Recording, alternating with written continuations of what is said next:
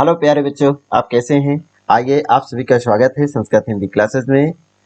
कक्षा 12 उत्तर प्रदेश माध्यमिक शिक्षा परिषद बोर्ड द्वारा निर्धारित नवीनतम पाठ्यक्रम के अनुसार हम आपको आज बताएंगे।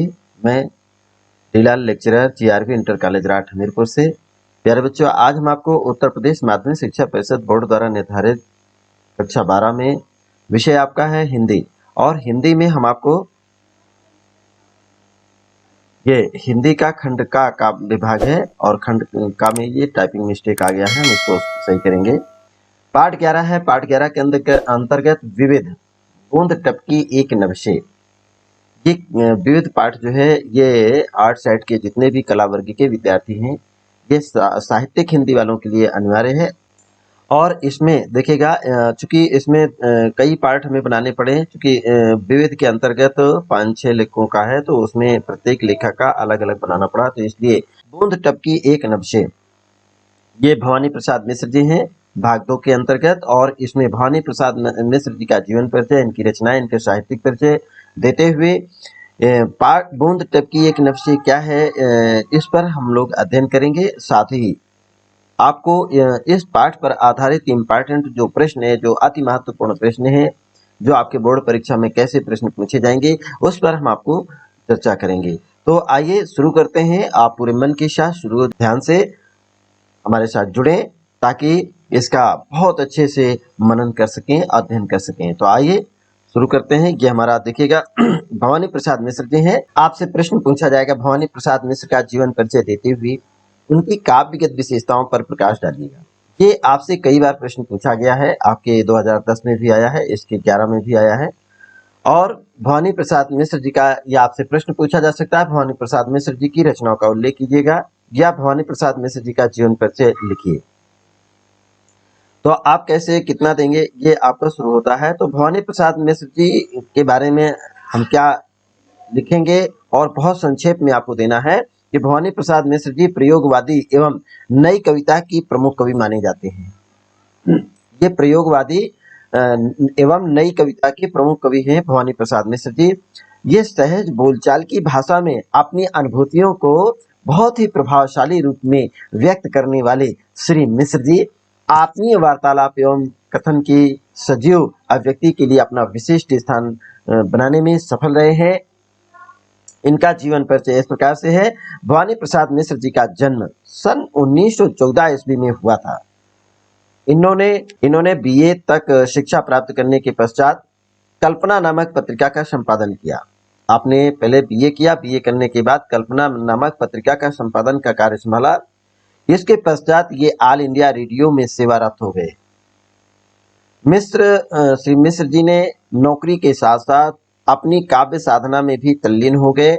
इस नौकरी से अवकाश प्राप्त करने के पश्चात ये गांधी साहित्य के संपादक मंडल में भी शामिल होकर के साहित्य साधना करते रहे, और इस प्रकार साहित्य साधना करते करते सन 1985 ईस्वी में इनका निधन हो गया। अर्थात सन 1914 ईस्वी में इनका जन्म और सन 1985 ईस्वी में आपका निधन हुआ। और आपकी प्रमुख रचनाएं हैं जैसे अनाम तुम आते हो, दूसरा इन्होंने लिखा है त्रिकाल संध्या, और चौथा इनकी सबसे प्रमुख जो परिवर्तन जिए, मानसरोवर दिन, कालजयी और गीत फरोश। बहुत इंपॉर्टेंट इनकी ये कालजयी, बहुत अच्छी इनकी कविता रही है।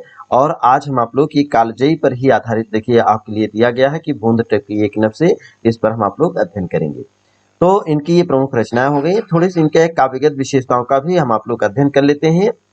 काव्यगत विशेषताएं जब भी हम लिखते हैं तो ये आर्ट साइड के स्टूडेंटों के लिए अक्सर कर पूछा जाता है, जो साहित्यिक हिंदी वाले हैं विद्यार्थी हमारे। तो इसमें दो पक्ष होते हैं। जब भी काव्यगत विशेषताएं लिखते हैं तो इसके दो पक्ष होते हैं, एक होता है भाव पक्ष, दूसरा होता है कला पक्ष।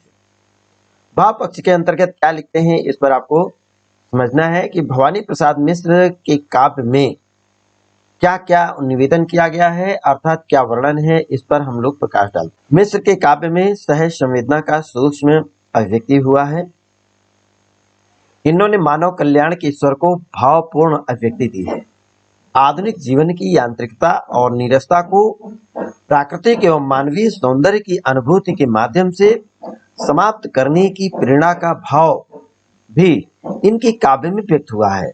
आपने गीत फरोश में इनके आलोचनात्मक भाव की भी बहुत ही प्रभावपूर्ण अभिव्यक्ति दिखाई देती है। अब आइए कला पक्ष में देखते हैं। तो कला पक्ष के अंतर्गत भवानी प्रसाद मिश्र जी की जो भाषा, देखिए कला पक्ष के अंतर्गत सबसे पहले भाषा के बताते हैं कि कैसी इनकी भाषा है और इसके साथ छंद कौन से हैं, कौन सा रस है, इस पर अलंकार कौन से हैं, इन पर प्रकाश डालेंगे। भवानी प्रसाद मिश्र जी की जो भाषा है वो साहित्यिक होते हुए भी सहज एवं सरल है, जो इनके काव्य की भाव अभिव्यक्ति को बहुत ही सशक्त बनाती है। प्रयोगवादी प्रवृत्ति के अनुरूप इन्होंने काव्य में छंद मुक्तता को स्थान दिया है, अर्थात छंद से बंधे हुए नहीं थे, छंद मुक्तता को स्थान दिया गया, अर्थात छंद मुक्त कविता आपने लिखी है। प्रयोगवादी कविता के प्रमुख माने जाते हैं भवानी प्रसाद मिश्र जी, किंतु इसमें विचारों की ललयात्मकता विद्यमान है। इन्होंने सरल एवं उपयुक्त अलंकारों का प्रयोग भी किया है। अलंकारों के प्रति इनका कुछ विशेष आग्रह नहीं रहा और कोई विशेष अलंकार इनके काव्य में दृष्टिगोचर नहीं हो रहा है, अर्थात दिखाई नहीं पड़ रहा है। तो ये तो रहे आपकी काव्यगत विशेषताएं, इनका जीवन परिचय, साहित्यिक परिचय रहा है। और अब आपको हम इसी पे देखिएगा, आपने समझ लिया कि किस तरीके से भवानी प्रसाद मिश्र जी ने इनका जीवन परिचय कि सन 1914 में पैदा हुए, 1985 में इनका स्वर्गवास हो गया और गीत फरोश है, कालजयी है, मानसरोवर है, परिवर्तन जिए हैं, त्रिकाल संध्या है, अनाम तुम आते हो, ये इनकी बहुत थोड़ी सी रचनाएं हैं। और इन्होंने देखिए पहले कहाँ काम किया है, त्रिकाल नामक एक पत्रिका थी, उसके आपने संपादक का कार्य किया है। देखिए कल्पना नामक पत्रिका का आपने संपादन का कार्य किया, नौकरी भी किया आपने रेडियो विभाग में, और ये नौकरी करने के पश्चात आप जो है लगातार साहित्यिक साधना में कार्यरत रहे हैं और साहित्यिक साधना करते करते सन 1985 ईस्वी को आपका स्वर्गवास हो गया था। ये इनकी काव्यगत विशेषता रही है। अब आपको अध्ययन करना है बूंद टपकी एक नभ से, इसमें क्या बताया गया है, तो आइए बहुत ध्यान से सुनना है। बूंद टपकी एक नभ से, वो कैसी बूंद है उसका हम आप लोग आनंद लेंगे। देखिए काव्य जो होता है, काव्य में रस होता है और काव्य में जब रस होता है तो रस का ही दूसरा नाम आनंद होता है और रस में भाव प्रमुख होता है। भाव की प्रधानता होने के कारण ही रस निकलता है। जब तक उसमें भाव, विभाव, अनुभाव, संचारी भाव और स्थायी भाव जो होते हैं, जब तक उससे मथेंगे नहीं, उस काव्य को पद्य को जब तक हम लोग पूरा मन लगा करके 2-3 बार उसको पढ़ेंगे नहीं, एक एक टुकड़े करके उसको जब तक एक एक अर्थ को नहीं समझेंगे, तब तक उसके अर्थ को मतलब उससे जो रस निकलता है, जो स्थायी भाव है, वह समझ में नहीं आएगा। तो आइए देखिएगा, एक बहुत ही सामान्य सी प्राकृतिक घटना है कि आकाश से बूंद का टपकना। आधुनिक बोध से संपन्न संवेदनशील कवि को प्रेमिका द्वारा प्रणय विभोर स्वरूप पथिक को झरोखे से एक झांक दिखा करके और वो छिप जाने वाली उसकी जो छवि है, उसकी जो मोहक छवि है, जैसे लगता है परंपरागत प्रतिक्रिया से भिन्न कवि ने के जो मानस में, उनके मन में अनेक नए चित्र उभर करके आए हैं और वे सभी पाठकों को सहज रूप से मंत्रमुग्ध कर देते हैं। मिश्र जी की यह रचना सिद्ध करती है कि सामान्य शब्दावली में भी विशिष्ट अनुभवों को संप्रेषित किया जा सकता है। बहुत सी बात है, इसका ऐसा करके स्वयं भवानी प्रसाद मिश्र जी ने दिखा दिया है। ये देखिएगा, बूंद टपकी एक नभ से, आइए इसको पहले आनंद लीजिएगा। बूंद टपकी एक नभ से, क्या बोलते हैं आप लोग इसको? थोड़ा सा हमारी आवाज आज ये जुकाम या मतलब शारीरिक अस्वस्थता में ऐसी स्थिति पैदा हो गई कि आवाज सही नहीं निकल पा रही है। बूंद टपकी एक नभ से, किसी ने कुछ कर झरोखे से, कि जैसे हंस दिया हो, हंस रही सी आँख ने जैसे, हंस रही सी आँख ने जैसे, किसी को कस दिया हो। ठगाशा कोई किसी की आँख देखे रह गया हो, उस बहुत से रूप को रोमांच रोके सह गया हो। बूंद टपकी एक नभ से और जैसे पथिक छू मुस्कान चौके और घूमे, आंख उसकी जिस तरह हंसती हुई सी आंख चूमे, उस तरह मैंने आंख उठाई, आंख हंसती हुई सी आंख चूमे, उस तरह मैंने उठाई आंख। तो अभी प्यारे बच्चों, जो आपने इसका अध्ययन किया, ये कविता को आपने पढ़ा है। पढ़ने के बाद अब इसको हम संदर्भ निकालेंगे। संदर्भ में क्या लिखेंगे ये आप थोड़ा सा समझ लीजिएगा कि प्रस्तुत बूंद टपकी एक नभ से कविता प्रख्यात प्रयोगवादी कवि श्री भवानी प्रसाद मिश्र द्वारा विरचित है। यह कविता दूसरा सप्तक के नाम से नामक काव्य संग्रह से हमारी पाठ्य पुस्तक काव्यांजलि में संकलित है। या आप ये भी लिख सकते हैं कि प्रस्तुत काव्य पंक्तियां हमारी पाठ्य पुस्तक हिंदी में काव्यांजलि के बूंद टपकी एक नभ से नामक शीर्षक या पाठ से अवतरित है।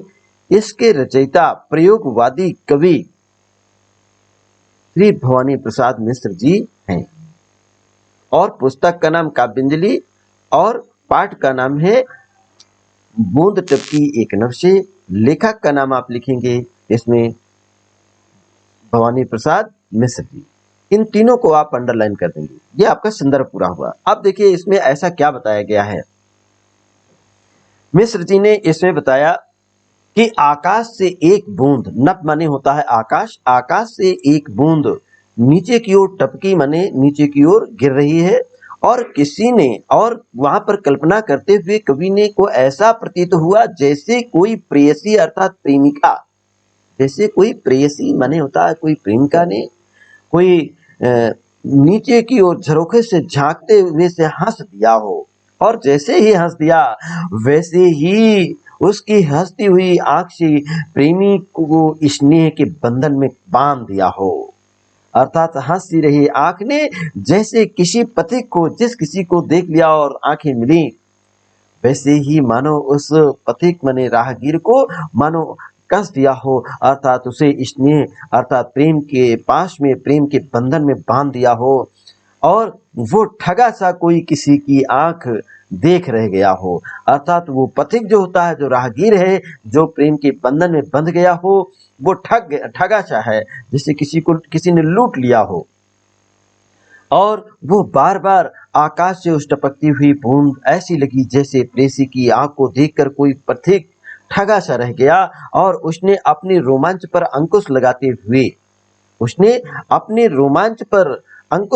हुए रोमांच क्या है, उसके प्रेम के बंधन में जो कस दिया गया है उसमें कुछ रुकावट डालते हुए वो उसको सह गया हो, उसको पी गया हो, उसके अनुपम प्रेयसी के उस अनुपम सौंदर्य को मानो सहन कर लिया हो।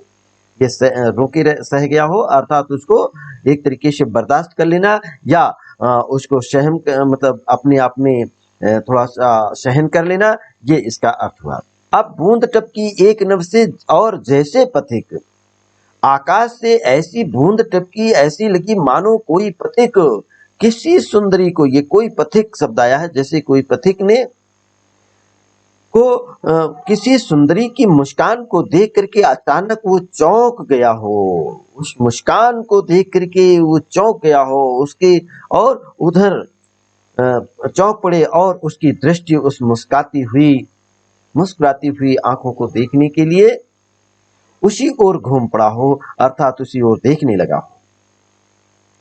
जिस प्रकार हंसती हुई आंखों का चुम्बन कर लिया जाता है उसी प्रकार से अपनी आंखें उठाई, उसी प्रकार मैंने अपनी आंखों को उठाया। यहाँ पर कह दिया है मैंने अपनी आंख उठाई है।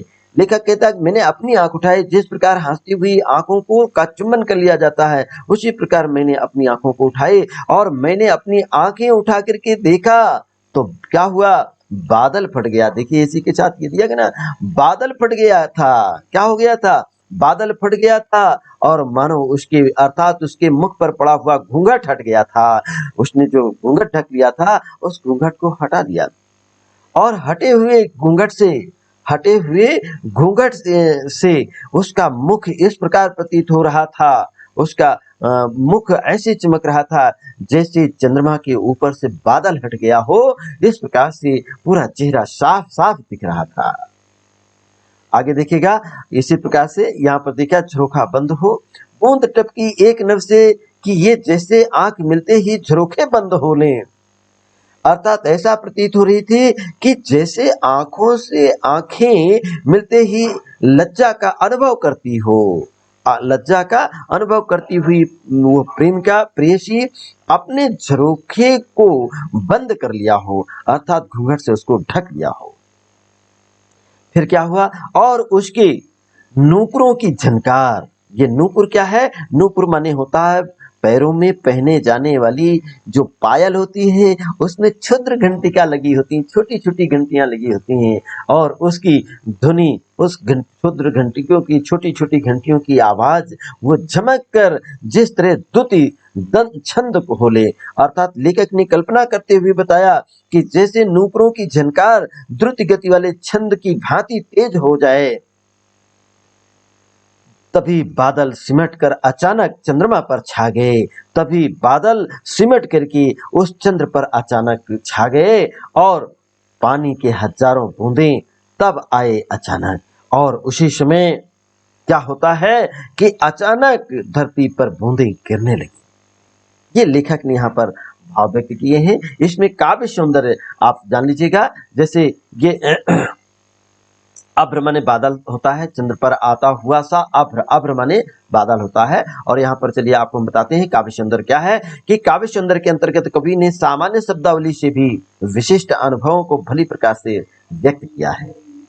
भाषा इसकी बहुत ही सरल है, सरस है और खड़ी बोली है।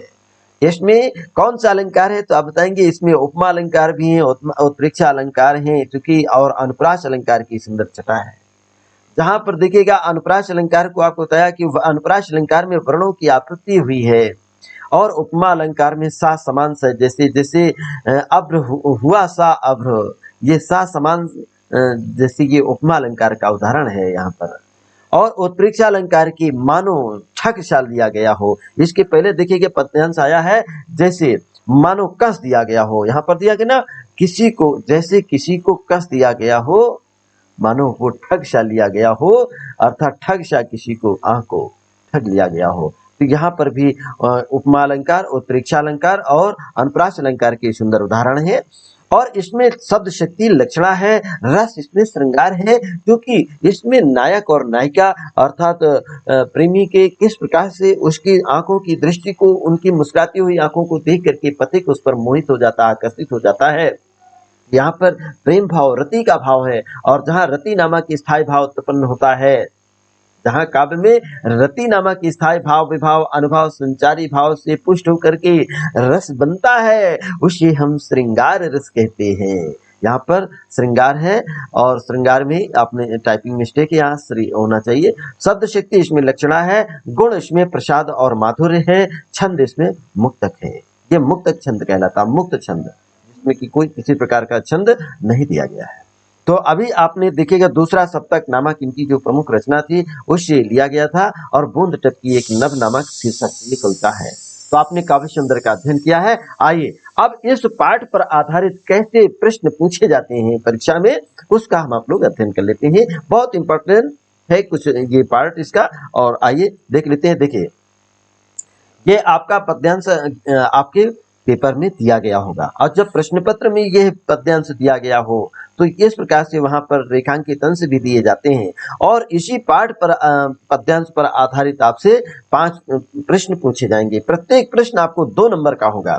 तो इसको सबसे पहले पढ़ लिया करें कि बूंद टपकी एक नभ से किसी ने झुक कर झरोखे से कि जैसे हंस दिया हो, और हंस सी आंख ने जैसे किसी को कस दिया हो, ठग लिया हो, और ठगा सा कोई किसी की आंख देख रह गया हो, और उस बहुत से रूप को रोमांच रोके सह गया हो, उसको अपने आप में बर्दाश्त कर लिया हो।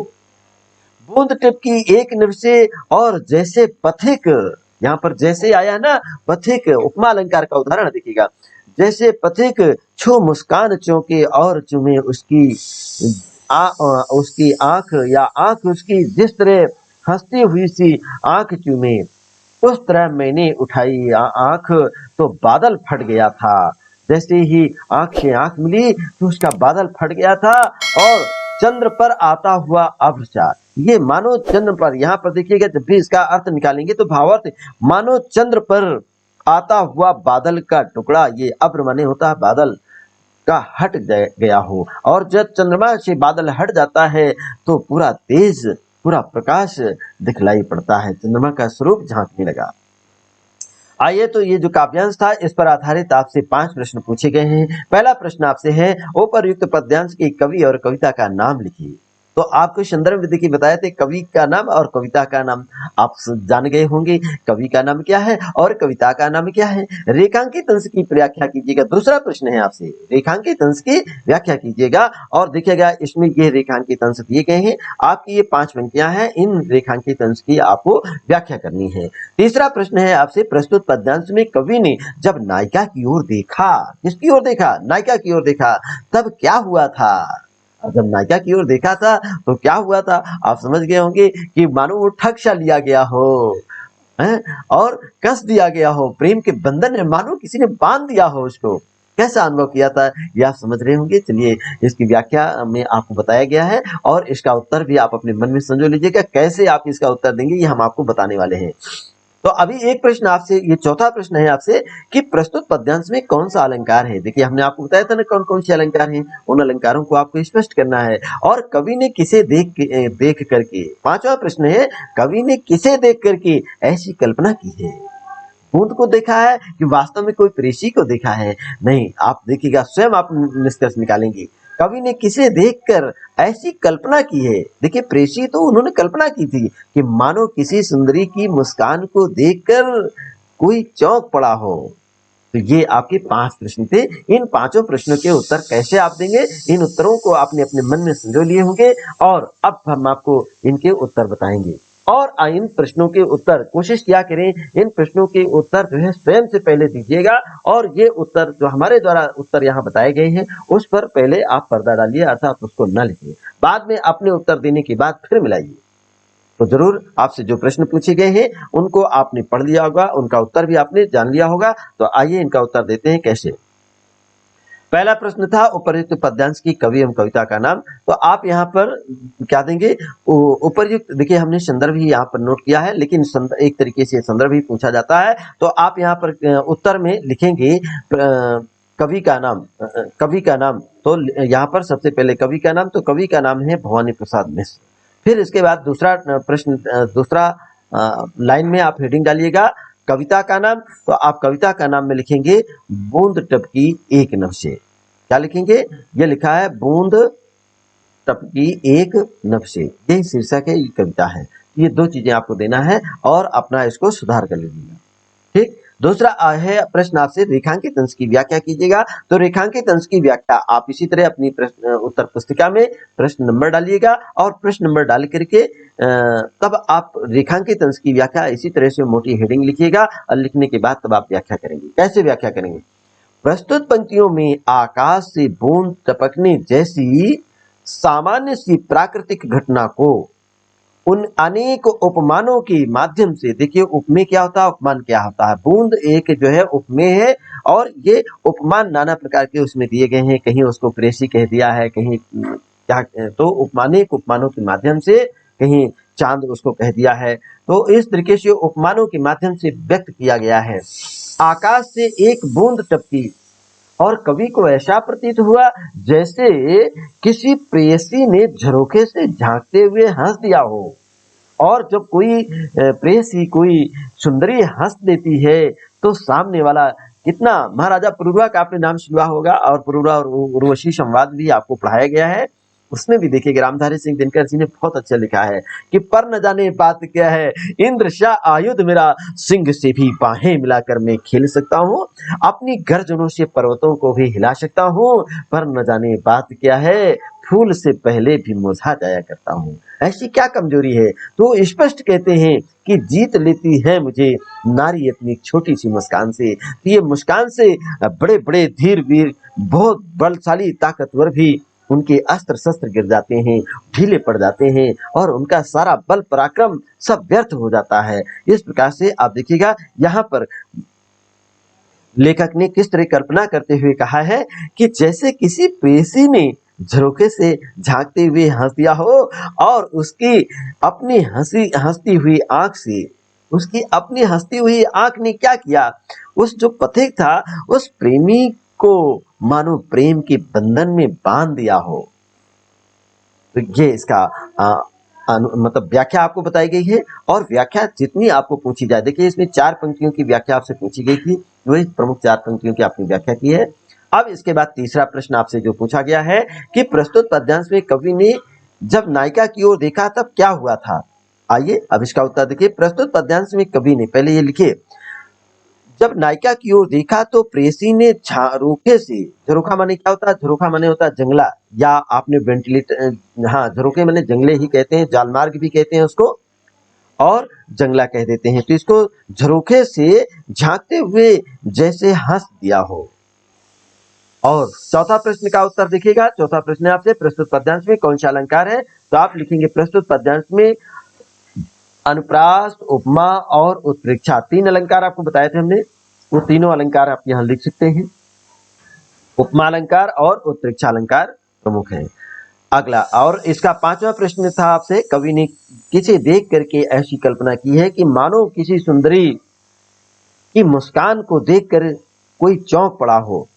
अर्थात यहाँ पर कवि ने आकाश से टपकी एक बूंद को देखकर ऐसी कल्पना की है कि मानो किसी सुंदरी की मुस्कान को देखकर कोई चौंक पड़ा हो, एक बूंद को देखकर। देखिए टपकी एक बूंद को देखकर, इसका प्रमुख अर्थ जो उत्तर है वो प्रमुख उत्तर है कि आकाश से टपकी एक बूंद को देखकर, ये प्रमुख है। उसके बाद ये प्रश्न को ही यहाँ पर उठाकर रखा गया है। तो प्यारे बच्चों, आपकी प्रश्न और जो इम्पोर्टेंट प्रश्न था इस पाठ पर आधारित वो आपको बताया गया है। और इसी के बाद आप देखेंगे कल हम आपको जो बताएंगे वो है गजानन माधव मुक्ति बोध, ये तीसरा पार्ट होगा। और तीसरे पार्ट के अंतर्गत आपको बताएंगे कि गजानन मुक्ति बोध जी का जीवन परिचय क्या है, उनका काव्यगत विशेषताएं क्या हैं और उन्होंने किस प्रकार से एक सामान्य सी घटना को प्राकृतिक घटना उन्होंने भी है और उन्होंने भी लिखा है मुझे कदम कदम पर। इस पर हम आपको व्याख्या करेंगे और उस पर आधारित प्रश्नों को उत्तर भी आपको बताएंगे। तो आप ये नोट्स जब आप तैयार करेंगे तो इन प्रश्नों को आप नोट कर लीजिएगा और जो आपके प्रमुख पद्यांश जो दिया गया है इस पद्यांश को भी आप बुक से अपना मिलान करके पढ़ लेंगे। वीडियो जरूर देखिएगा और अगर आपको कहीं असुविधा हो रही है तो आप कमेंट बॉक्स में जरूर नोट करिएगा, हम उसमें मतलब संशोधन करेंगे और सुधार करेंगे। तो बच्चों इसमें हमारी कमियों को भी पता चलना चाहिए। अगर आपको कहीं ऐसा प्रतीत होता है कि ये सुविधाजनक नहीं है आपके लिए या सही नहीं है तो आप उसमें कमेंट करिएगा, हम उसको अपने सुझाव दीजिएगा और हम इसमें दोबारा इसको फिर से बनाएंगे और आपको समझाएंगे। इसके लिए आप सभी लोग खुश रहें, प्रसन्न रहें और यहीं से आज का ये कक्षा समाप्त होती है। कल फिर मिलेंगे। आप सभी को बहुत बहुत धन्यवाद।